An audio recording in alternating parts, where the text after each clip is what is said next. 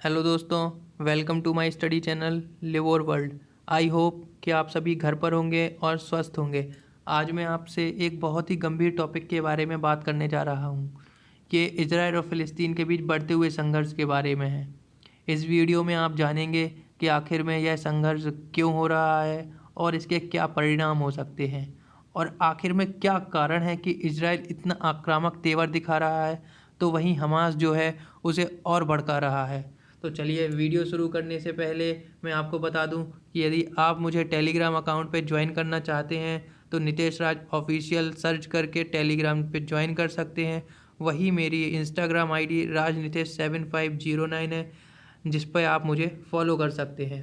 तो चलिए शुरू करते हैं। अपने एग्ज़ाम पॉइंट ऑफ व्यू से इसराइल की लोकेशन को जानना बहुत ही महत्वपूर्ण है। इसराइल जो है भूमध्य सागर के पूर्वी तट पे अवस्थित एक छोटा सा देश है, जिसकी जनसंख्या मात्र 90 लाख के आसपास है। इसके उत्तर में लेबनान है, जिसकी राजधानी बेरूत है।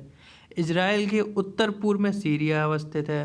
पूर्व में जॉर्डन अवस्थित है, जिसकी राजधानी अम्मान है। जॉर्डन और इसराइल के बीच में मृत सागर है, और यहीं पर सी ऑफ गैलीली भी अवस्थित है। जो जॉर्डन नदी है वो मृत सागर में जाके मिलती है। इसराइल के अंदर ही फ़लस्तीन है, जो दो भागों में वेस्ट बैंक और गाजा पट्टी में बटा हुआ है।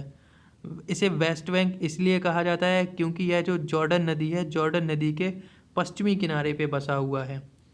वेस्ट बैंक में यहूदी और फ़िलिस्तीनी दोनों लोग रहते हैं, और यहीं से फ़िलिस्तीन की सरकार का जो है पूरा कामकाज होता है। जबकि गाजा पट्टी पे एक कट्टरपंथी संगठन जो है हमास, जिसे कई देश जैसे यूएसए हो गया, यूके हो गया, जापान है, चाइना, इजराइल है, इसे जो है आतंकवादी समूह मानते हैं। लेकिन एक रोचक तथ्य यह है कि रूस हो गया, चीन है, तुर्की है, आदि देश जो है हमास को आतंकवादी संगठन मानते ही नहीं है।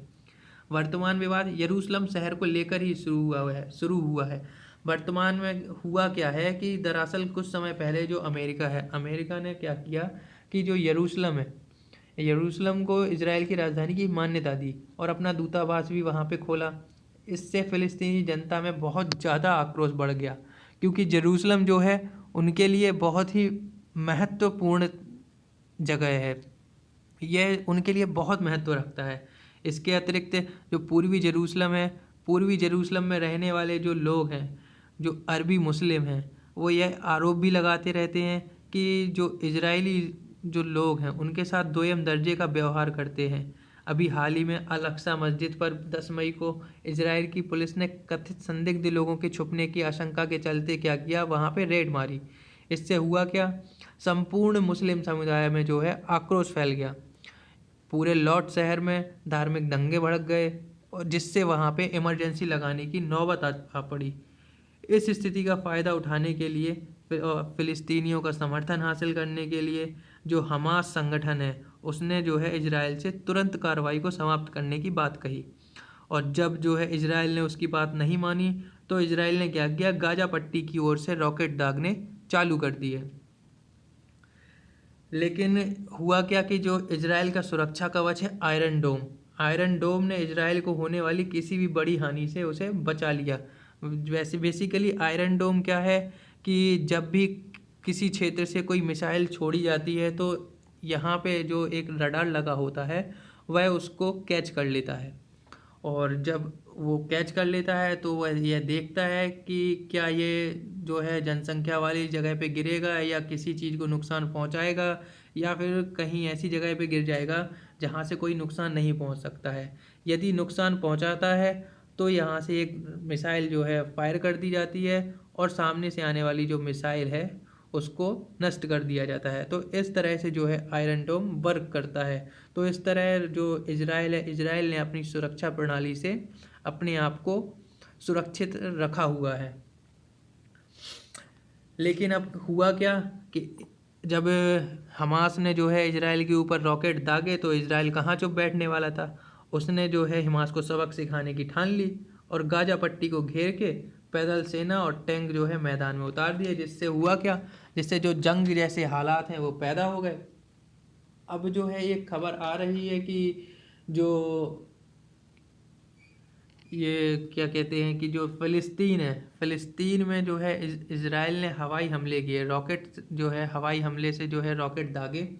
इससे लगभग गाज़ा पट्टी में जो लगभग गाज़ा पट्टी में लगभग 20 लाख लोग रहते हैं। इसमें से 137 लोगों की मृत्यु हो चुकी है, जिसमें बहुत सारे बच्चे भी शामिल हैं। ऐसा नहीं है कि केवल फ़िलिस्तीन के लोगों को ही नुकसान हुआ है, इज़राइल के भी जो है 8 नागरिक मारे गए हैं और एक भारतीय नागरिक की भी इसमें मृत्यु हो चुकी है।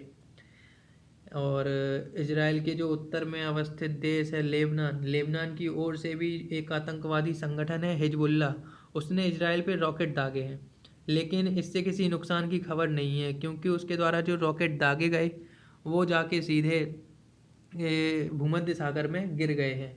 इसके बीच जो सीरिया है, सीरिया ने भी इजराइल पे रॉकेट से हमले किए हैं। अब आप ये सोच रहे होंगे कि इसमें सीरिया का क्या रोल हो गया है इजराइल से, जबकि सीरिया की तो कोई बात ही नहीं है। लेकिन हाँ, मैं आपको बताना चाहूँगा कि कुछ समय पहले एक खबर आई थी कि जो Israel strike Syria after attack nuclear site. मतलब ये है कि कुछ दिन पहले जो सीरिया है, सीरिया की तरफ से क्या किया गया था कि इजराइल के जो एक न्यूक्लियर साइट है उस पर मिसाइल दागे जाने का आरोप लगाया गया था। इसके बाद क्या किया, इजराइल ने एक स्ट्राइक लॉन्च की और इसमें सीरिया के एक बड़े अधिकारी की हत्या और 3 जो ऑफिसर्स हैं, जो सोल्जर्स हैं, उनको जो है घायल कर दिया था। तो इस वजह से जो सीरिया है, सीरिया ने यहाँ पे रॉकेट से भी हमला किया है। लेकिन इन सब के बीच जो है एक अच्छी खबर यह निकल के सामने आ रही है कि जो मिस्र है, मिस्र ने जो है क्या किया कि गाज़ा पट्टी से जो गाज़ा पट्टी में जो हमला हुआ है उसमें जो घायल लोग हैं उनके लिए अपनी सीमा खोल दी है, ताकि जो लोग पलायन कर रहे हैं या फिर जो इलाज करवाने के लिए आ रहे हैं उनको आवास, इलाज और भोजन जैसी मानवीय सहायता को मुहैया करा जा सके। हालांकि इससे ये अनुमान नहीं लगाया जाना चाहिए कि जो मिस्र है वो हमास या फ़लस्तीन का जो है समर्थन कर रहा है। अब एक प्रश्न यह उठता है कि जो इज़राइल है वह इतना आक्रामक क्यों हो गया है और इसी समय पे आक्रामक क्यों हुआ है। जब दुनिया पेंडेमिक से जूझ रही है तब इज़राइल के द्वारा इतनी आक्रामकता दिखाई जा रही है। तो हम इसके बारे में बात करते हैं। इसके पीछे सबसे बड़ा कारण ये है कि जो अमेरिकी राष्ट्रपति हैं उनके द्वारा कुछ दिन पहले जो एक बयान दिया गया था कि इज़राइल को अपनी आत्मरक्षा का पूरा अधिकार है। इज़राइल ने जो है इसे ब्लैंक चेक के रूप में स्वीकार किया और जो है गाज़ा पट्टी पे अपना आक्रमण करना जारी रखा। और एक दूसरा कारण यह है कि इज़राइल को यह डर है, इज़राइल खुद को इस बात को लेकर नर्वस महसूस कर रहा है कि अमेरिका और ईरान के बीच में जो है न्यूक्लियर डील दोबारा से शुरू ना हो जाए, क्योंकि यदि कहीं यह न्यूक्लियर डील दोबारा से चालू हो गई तो ईरान पर से आर्थिक पाबंदियां जो हैं हट सकती हैं और वह इज़राइल के लिए फिर से एक बड़ा खतरा बन सकता है।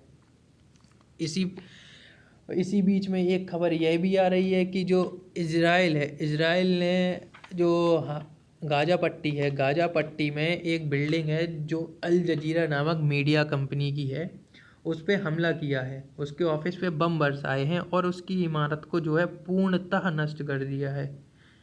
इस हमले की दुनिया भर में आलोचना की जा रही है। दुनिया भर की जो मीडिया है इसकी आलोचना कर रही है। इस पर जो इज़राइल है, इज़राइल का तो यही कहना है कि जो कंपनी है वो इज़राइल के खिलाफ गलत बातें छाप रही थी और जो संघर्षरत समूह यानी हमास है उसके साथ इसके संपर्क भी थे, तो ये करना तो ज़रूरी था। और इज़राइल के जो प्रधानमंत्री हैं बेंजामिन नेतन्याहू, उन्होंने भी बिल्कुल साफ साफ कर दिया है कि जो जंग है वो अभी रुकने नहीं वाली है। इसके साथ ही अब हुआ क्या है कि जो पूरा वर्ल्ड है, पूरे वर्ल्ड में जो है विरोध प्रदर्शन चालू होने लगे हैं। और जो गाजा है, गाजा में तो ईंधन की और बिजली की बहुत ज़्यादा कमी हो गई है, लोगों ने स्कूलों में शरण ले रखी है। तो हमें ये देखना चाहिए कि जो इज़राइल है, इज़राइल भूमध्य सागर के पास अवस्थित एक बहुत ताकतवर देश है, लेकिन यदि उसके द्वारा लगातार इसी स्थिति को बढ़ावा दिया जाता है तो हो सकता है कि विभिन्न देश जैसे तुर्की हो गया, पाकिस्तान है एवं जो अन्य मुस्लिम देश हैं वो एक साथ मिलकर कोई योजना बना लेंगे। हालांकि इसकी संभावना बहुत कम है, लेकिन तब भी अगर कोई एक ऐसा कदम उठाया जाता है तो इसके क्षेत्रीय प्रभाव ही अकेले नहीं होंगे, बल्कि इसके जो प्रभाव होंगे वैश्विक रूप से होंगे। और इजराइल ने हाल ही में जो कूटनीतिक सफलता प्राप्त की है, अब्राहम अकॉर्ड के जरिए जो मुस्लिम देशों से अच्छे संबंध बनाए हुए हैं, वह कहीं फिर से जो है यह स्थिति उनको कड़वाहट में ना बदल दे। तो इस प्रकार से इजराइल को इन सब बातों का ध्यान रखना चाहिए और जो है लगातार स्थिति में जो है सुधार करने का प्रयत्न करना चाहिए। और भारत के समक्ष भी एक बहुत ही विकट स्थिति है कि भारत किस पक्ष का समर्थन करे। वैसे भारत जो है टू स्टेट नेशन में हमेशा से ही विश्वास करता आया है, जिसके तहत उसने हमेशा कहा है कि भारत जो है इजराइल का भी समर्थन करता है और वह जो है फ़िलिस्तीन को भी मान्यता देता है। तो अब देखना रोचक होगा कि भारत की तरफ से जो है आधिकारिक रूप से क्या निकल के सामने आता है। तो आशा करता हूँ कि आपको इस वीडियो से बहुत कुछ समझ में आया होगा, आप लोग को नई नई जानकारियाँ मिली होंगी। तो जाने से पहले मैं आपसे यही रिक्वेस्ट करता हूँ कि आप जो है इस चैनल को सब्सक्राइब करें और वीडियो को लाइक करें और अपना प्यार देते रहें। धन्यवाद।